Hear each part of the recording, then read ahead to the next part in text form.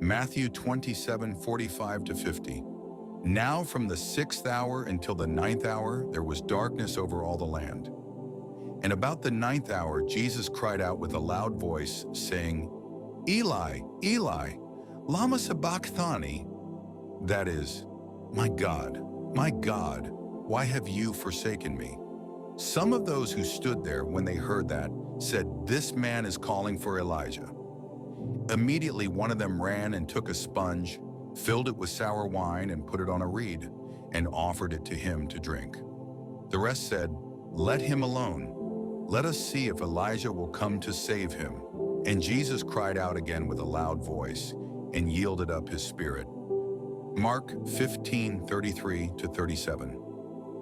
Now when the 6th hour had come, there was darkness over the whole land until the 9th hour. And at the 9th hour Jesus cried out with a loud voice, saying, Eloi, Eloi, lama sabachthani?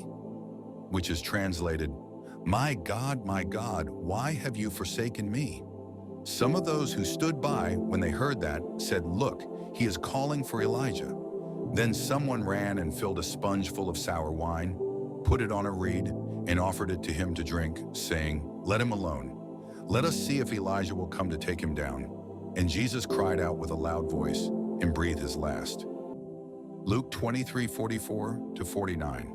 Now it was about the 6th hour, and there was darkness over all the earth until the 9th hour.